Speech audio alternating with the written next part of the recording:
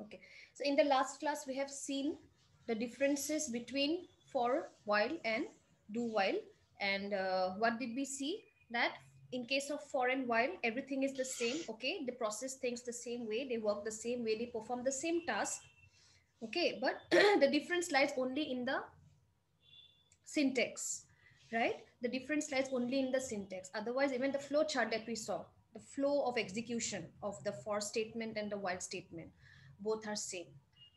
Yes, and regarding do while is also a loop control structure, which means that it does the same thing just like for and while. Okay, the difference lies in the syntax again. Okay, and the syntax is placed in such a way that we have seen that in case of for and while, the condition is always placed at the very beginning. So everything depends on the condition. If the condition is satisfied, you get, you get to execute the block. But if it is not satisfied even for the first time, okay, you have initialized a variable with a number, okay, or with a value, and then you go check the condition at the very beginning. If the condition is not satisfied even for the very first time, you don't get to enter the block, right? So in case of for and while, it might happen that your block of statements, okay, your while, the block of statements inside your while or inside your for might not execute even once in case your condition is not satisfied. But in do while, we have seen, depending on the syntax, okay, the condition always appears at the end, just like here, right? So the condition always appears at the end. So irrespective of whatever value you take at the very beginning, you know, because there is no condition at the beginning, so your do block will execute at least once, at least for one time. Then there will be an updation at the end, and then the value, finally the condition will be checked against that updated value. Okay, and then it's up to that, if the condition is satisfied, you go back, execute the loop again. If it is not satisfied, then you terminate the execution of the do statement, and the rest of the statements in the program gets executed, right? So that is the basic difference between do while and for statement, while statement. Okay, so uh, basically it's a very common question. You will be asked to compare between do while and for statements. Comparing, see, there are three types. Okay, one is where you will be asked to find the similarities. Okay, you have to note down the similarities between the three statements. One where you will be asked to find the difference between the three statements, and there is one where you will be asked to compare. See, whenever you come across the word comparison, compare this and that, when you compare something, you don't find the differences, you also find the similarities, because you are comparing what are the things that are similar and what are the things that are not similar. Okay, so whenever you just read the question properly, I'm not just saying in, in this context, I'm not just saying in context of this subject, everywhere whenever you get this word compare between this thing and that thing, comparison is where you are, finding the relation, how much they are related, how much they are not related, how much they are different from one another, how much they are similar to one another. Okay, so read the question properly. If you are asked to compare between for while and do while, remember you have to write the similarities also and differences also. Okay, so depending on the question, you have to write your answer. Okay, so this is a very common question that is asked. And also between if and switch. Okay, because if and switch are again decision making statements. So why if, why switch? So you might be asked to compare between them, you might be asked to simply find the difference, you might be asked to find the advantages of switch over if, okay, or disadvantage of if, that has been overcome using switch. So just read the question properly, and accordingly you will have to answer. I'll give you assignments, okay, of containing such questions, so that you get an idea what type of questions might be asked from theory. Okay, so we have seen for while, do while. Now we will go to three different statements. Okay, break, continue, and go to. So I have used break statement in switch also, but then there I said that we will be discussing this while we do the loop control statements. So here we are now. Okay, we will discuss break, continue, and go to in details here. These statements change the execution from its normal sequence. When execution leaves a scope, all automatic objects that were created in that scope are destroyed. So here we will look at each one by one. So first we will go through the break statement. So you have an idea what a break statement is. I have told you, yes, that in whichever loop, not a loop, but in whichever block, okay, be it inside the if statement, be it inside the for statement, be it inside the while statement, do while statement, or switch statement. Most popularly we use it in switch. So in whichever block of statement you find the break statement, you know that I said already that once the break statement is executed, break means it will simply terminate the for that particular block in which it is written. Okay, so wherever you find this break statement, be it inside if, be it inside switch, for, while, do while, okay, wherever you get to see this particular statement, immediately your control will be out of that particular block of statements. That means you will simply exit or you will terminate the execution of that particular block. Okay, doesn't matter if there are some other statements after break, those will never be executed. Break means you have broken the normal execution of that particular block and you have exited. Okay, you have come out of that particular block of statements. Fine, in whichever state, in whichever like a decision making statement or loop control statements it is used. Okay, it does the same thing. So we will try to understand this with the help of an example here.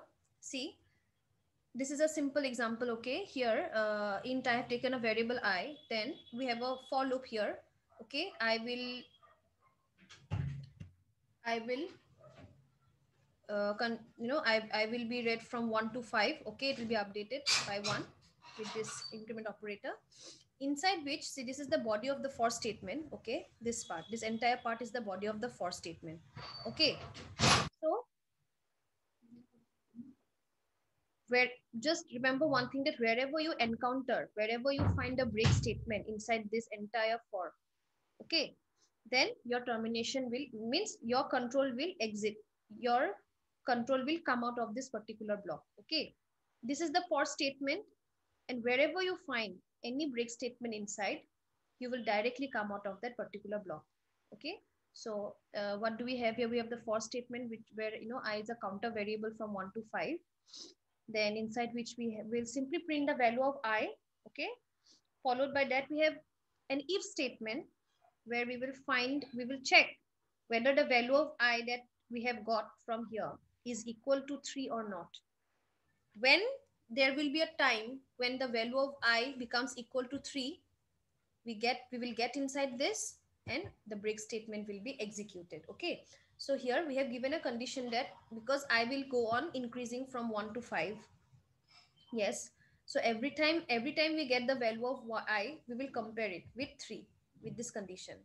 So once I becomes equal to 3, okay, you get inside, and what do we have here? Only the break statement. That means we will simply, the break statement will execute and we will directly come out of this entire for statement, not only of this if, the entire for statement. Okay, so that is what the program is. Okay, so we start, the explanation is given here. You see, first I is 1. Okay, then of course 1. So this, here we have the iteration. See, first iteration, what do we have? I equal to 1, right? Then is 1 less than equal to 5? You just go on comparing between this code and the explanation. Okay, I is equal to 1 initially, then we will go for the condition is 1 less than equal to 5. Yes, true. So if it is true, you get inside. What do we have? We will first print the value of I. So what is that? It is 1, right? Then we will compare, is I equal to 3? So is 1 equal to 3? No, right? Therefore we will not get inside the body of the if statement. So code not executed, we will not get inside. Okay, now after, if you don't get inside, next what comes? The increment, the updation part, right? So after this is done, after the entire first the body is completed, then we will increase, the value of I will be incremented, because updation is always done at the end, right? So we will increment the value by 1. Now I becomes what? 2. Now we go for the second iteration. I is 2. Is 2 less than equal to 5? True. Again you get inside, again you print the value of I. Again, you compare between the two values, 2 and 3. Of course, it is not equal. So you cannot get inside. Now, what's there? If you cannot get inside, next, what we will do, we'll simply update. We will simply update the value of I. So what do we have now? 3. So in the third iteration, again, is 3 less than equal to 5? Yes, true. Then you get inside, print the value of 3. Then we will compare. Is 3 equal to, because I is 3 now. So is 3 equal to 3? Yes, true. Right? So since it is true, you get inside now. Once you get inside, what do you have? The break statement. So the break statement is executed, and you know that once the break statement is executed, irrespective of whichever block it is in, it will simply terminate that block. So it will directly, the control will directly come out of the entire block, not only if. It will come out of the entire for block. Okay, and it will never go on repeating. Like it terminated the execution of the for statement. Okay, so once it comes out, next what do we have? We simply have a return 0 statement. Okay, therefore the program ends here. So how many values will you get as output? 1, 2 and 3 only. So this is the output, 1, 2, 3. So these are the three numbers that you will get to see on your output screen. Okay, but if you see, how many values did I take for I from 1 to 5?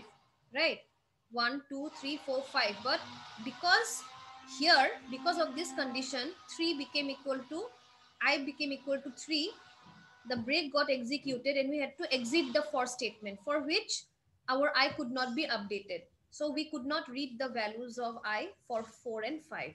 So if you see, the for statement got terminated midway, right? So these are the three values that will be executed. Is it clear now? Break statement, is it clear? You have also seen the use of break statement in case of switch, right? In every case label, yes, I have given you examples. So in every case label, you have the break statements. And I told you already that break is optional in case of switch. Okay, break is optional in case of switch. But if you want only one case to execute, okay, if you want only one case to execute, then you have to use the break statement there. And once you use the break statement, when the break statement is executed, you will directly terminate the, you will directly come out of the entire switch statement. Okay, so it does the same thing in whichever block it is declared. It will simply exit that block. Fine, clear till here? Yes, ma'am. Okay, next we Yes, discuss ma'am. about, yeah, next we'll discuss about continue statement. See, continue is just the opposite of break. Break will terminate the block, continue will go back to the beginning of that block.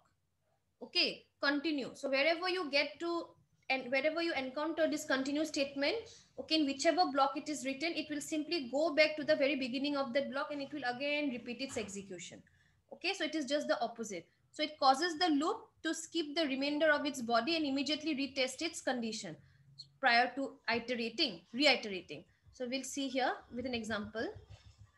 See, uh, it's almost the same example that I have used here, like the break. Okay, difference is, here first I will check the condition. Okay, if I equal to 2, so here I have given a condition that if the value of I is found to be equal to 2, then we will get inside. And what do we have inside? The continue statement. Else, okay, for other values of I, okay, we will not get inside because this will not be satisfied. Then what do we have at the end? We simply have the print statement. Okay, we will simply print the value of I, and uh, then finally it's return 0. So we'll see how this works. Okay, see, first I is equal to 1, 1 is less than equal to 5, true, get inside. Yes, so is 1 equal to 2? Now we will check the condition. Of course not, so you will not get inside. Okay, so this part will be skipped. After that, what do you have? You have the printf statement, right? And what will you print? The value of I. So 1 will get printed because my I was 1. So 1 gets printed. And after that, what do we have? We have the updation part, right? So we go back, we update the value of I now. So I becomes 2. Okay. Again, we check for the condition. Is 2 less than equal to 5? Yes, true. Again, you get inside. Fine. Now we check. Is 2 equal to 2? Yes, true. Since it is true, you get inside, and what will execute? The continue statement will execute. Okay. the continue statement executes now. Now, once it executes, what happens is, what did you understand, that the control will go back to the beginning. Okay, the control will go back now here. Just let me show you this way.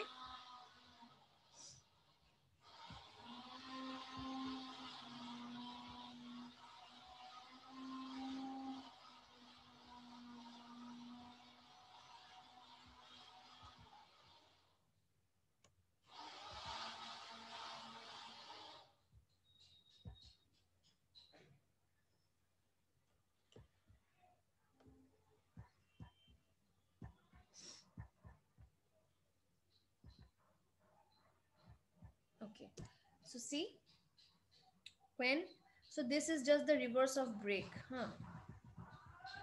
Break to my dekha so.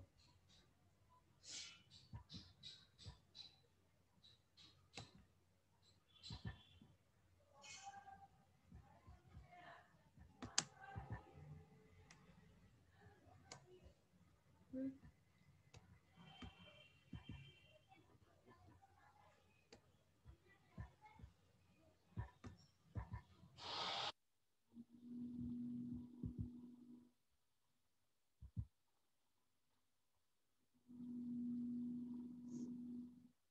Uta holbar je no.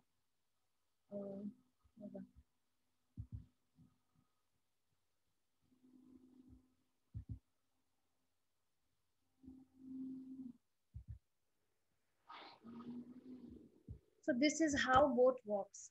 Once the break is executed, you directly terminate the execution of the entire block, right? And once the continue is executed, you go back to the beginning of the block. And similarity is, this is the difference. And similarity is, once this is executed, once break or continue is executed, doesn't matter, doesn't matter how many statements are below them, all will be skipped. Okay, so all will be skipped. If there are any other statements just below the break here, okay, suppose there are some statements here, okay, so once this is executed, fine, it will directly terminate the execution. These statements will never get executed. The same is in case of continue also. Okay, because you have seen here, see, in the second iteration, what did you find? My I became equal to 2. And when when I is equal to 2, what happened? We will execute the continue statement, right? So once the continue is executed, what did you see? I went back to the beginning. Did this statement got executed? No. So be it continue or be it break, the statements below them will always be skipped.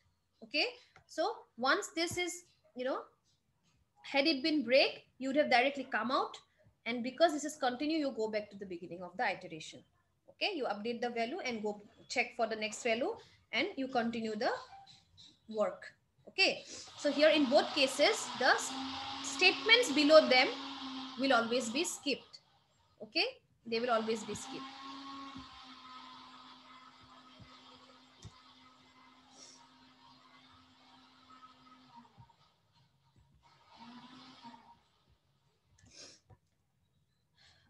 So now you see here. Okay, so as I said, once the continue will be, this statement is executed, you go back. Okay, now once you go back, what do you have? The updation of I. So now I gets see here, I was in here. So see, once the condition is true, continue statement will be executed, and then you will skip this part. Okay, this will never be executed. You go back and repeat. So now updation, okay, the updation takes place and your value gets updated by 3. Okay, so now you again check the condition for the next iteration, third iteration. Is 3 less than equal to 5? Yes, true. Again you get inside. Okay, now is 3 equal to 2? No. Now this will never be satisfied because we got the condition satisfied once, right? When the value of I was 2. Now be it 3, be it 4, be it 5, okay, this condition will never be satisfied, so this body will be skipped. Okay, and this statement will be executed.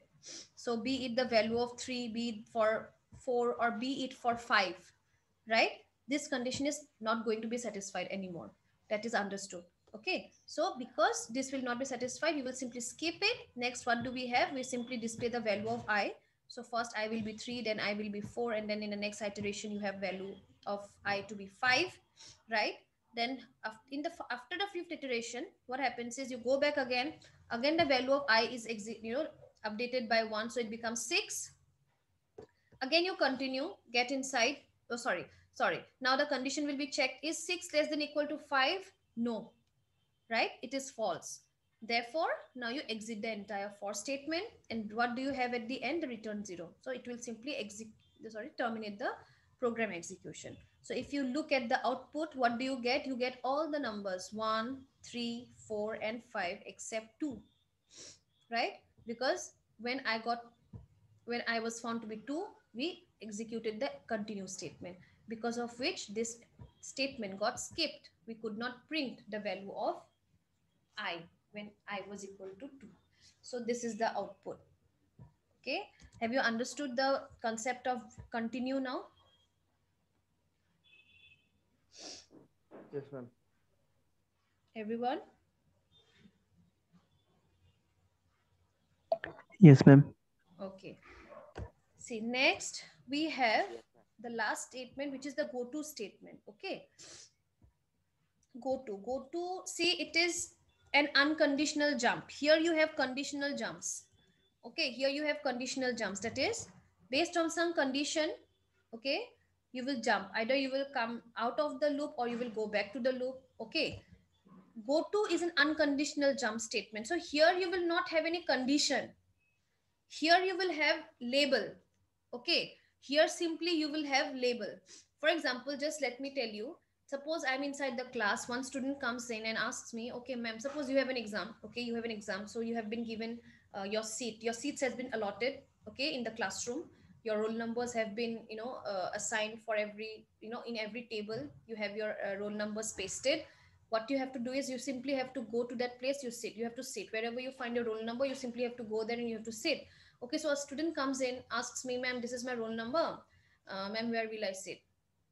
So I will just say that, okay, your roll number is in there, in the second column, fifth bench. Okay, so go to the second column, fifth bench, go there. You have your seat there. Okay, so what do? You directly go and sit there. So this is unconditional jump. Like you have a label, you have your roll number labeled on the table. Okay, so you have to simply check and you have to go there. Have you understood? There's a labeling done on the table. Label mein kya likha hai? Your roll number has been written there. You simply have to find it and you have to get your seat. Okay, so this is the work of the go to statement. Regarding go to, there are two types of jumps. One is the forward jump and one is the backward jump.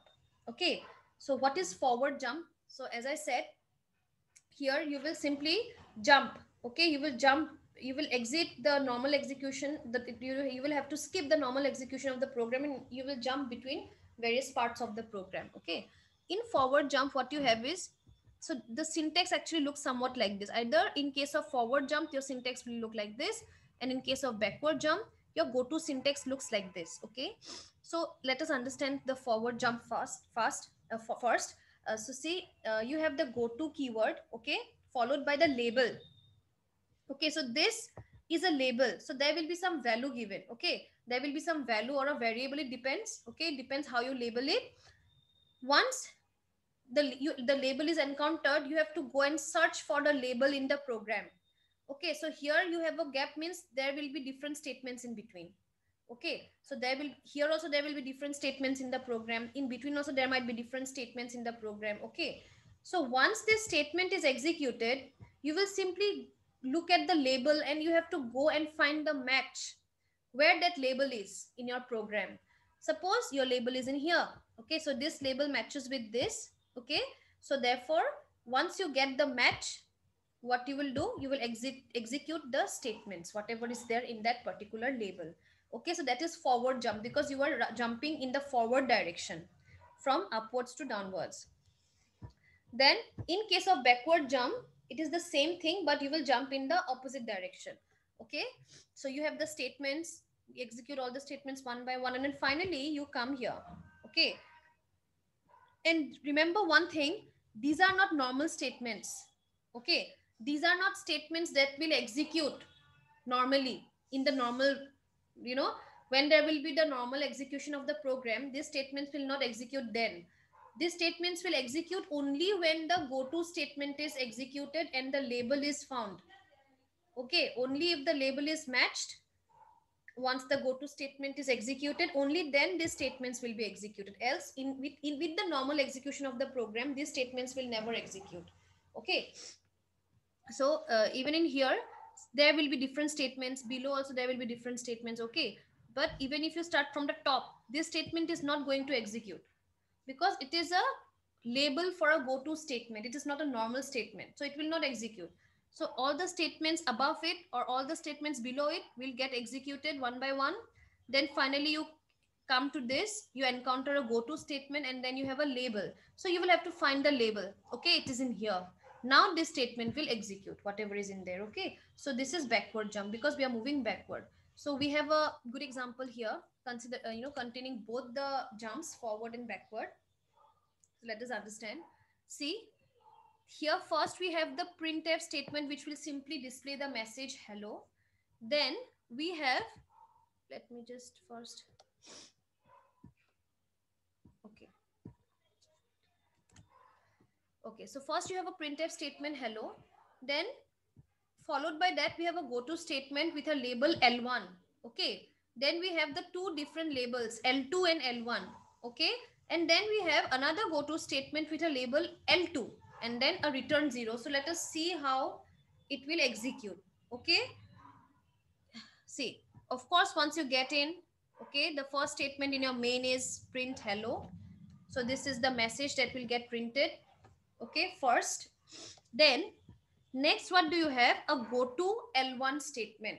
So once the go-to is executed, you will directly jump to which label? Label 1.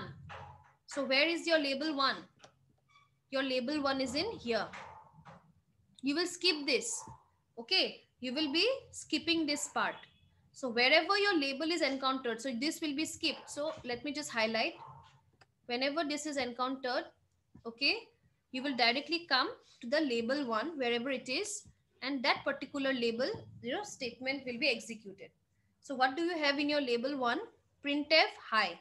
Okay, so initially what got printed? Hello was printed here. Okay, now once you the go-to statement is executed, the first go-to statement is executed, will directly jump to that particular label and that message will be printed. So what do you have now? You have a hi. So this is your second message that will be displayed. After this, okay, now you come down. You cannot go back, right? Because this is a normal execution. This was executed, then the second statement. After second statement, there was a jump to L1. So this got skipped and you came here. Now this statement got executed. Now you again come down. What do you have below? You have a second go-to statement. Okay, now you have a second go-to statement. So this was, which jump was this? This was forward jump, right? From top to bottom. So this was a forward jump. Now once this go to L2 is executed, where is your L2? You will have to move backward now. Okay, you will be moving backward. So where is it? It is in here. Okay, so now again you move backwards.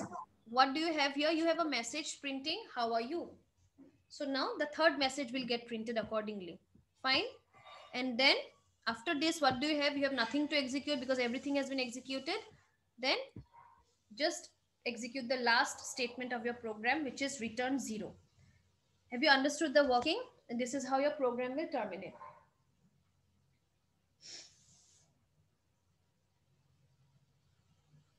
Suppose, have you Yes, understood ma'am. the working? Yeah. Yes, ma'am. Yes. So suppose instead of this, say for example, okay, let me just give you another example for go to. Say you don't have this, huh? Instead you have a simple printf statement.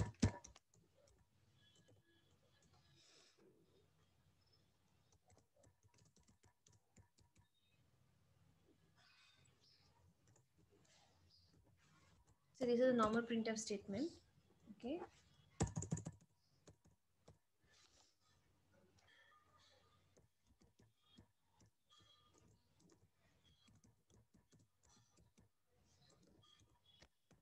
Okay. Suppose this is another program. Okay, I have just kept one go to statement here, not two. So see, int main, then this is the first statement. Okay, so first your hello will be executed, fine. Then you have the go to L1. Then immediately you will come to this part, label 1. What do you have? You have a high here. So just like the previous one, you will, okay, the high will get displayed on the monitor output screen. Then you see, next after this, what do you have? You have the next statement, which is a simple printf statement, thank you. So at the end, you will simply print thank you, fine, and then return 0. So what have you noticed? This got executed, this got executed, this got executed, thank you also got executed, but we have skipped one statement in between. How are you? Okay, so this is how, using goto, we do unconditional jumps in between different statements in the program. Okay, so here this statement was not skipped. Why? Because we have labeled this statement. Okay, so if you don't want any statement to be skipped, because you see I don't have any label here, this is a normal statement, that is why it is got skipped. But had it been a label just like this, then this also would have been executed or displayed, right? So that is why, if you want to execute the skipped sentences in between, then you have to label them. You have to write go to and you have to label those statements. Only then, just like for example in this case, only then, you know, you will go backwards and you will display all the statements that were skipped in between, fine. So this is the use of go to. Then we have checked continue and break. Okay, I hope it is clear to all till here.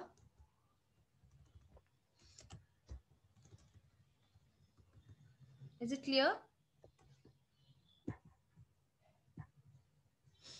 Say something. Yes, ma'am. Yes, ma'am. Okay, next you see, we have infinite loop. This is not any different type of a loop statement. Infinite loop is this. Okay, a loop becomes an infinite loop if a condition never becomes false. It is understood. Infinite, so finite means there will be a time when the condition will stop. Okay, when the condition will become false. Infinite means until the condition is true, it will go on repeating, and the condition is never false. It is always true. So that is, okay, an infinite loop. The for loop is traditionally used for this purpose. Since none of the three expressions that form the for loop are required, you can make an endless loop by leaving the conditional expression empty. So this is how, you know, if you ever encounter a for statement like this, no initialization, no condition, and no increment or decrement, then what is this? This is an infinite loop. This loop will run forever. Okay, if you try and execute this program, you can check. Okay, this loop will run forever. So this is the statement. This is the statement. This is the message that will go on executing again and again. Because as I said, infinite, so the condition will never be false. It is always be true. And if it is true, the loop will never end. It will go on executing. Okay, so this is just an example of infinite loop. Next, you see, we are done with loop control structures. Okay, so I will end the class here. Before that, I would just like to say that I have given you some practice programs. I have given the programs here already, some important programs. Okay, how many? Let me just check. Okay, 6 programs I have given. Acha, wait, let me edit. Okay, anyways, I have given you 6 programs. So what you are supposed to do is,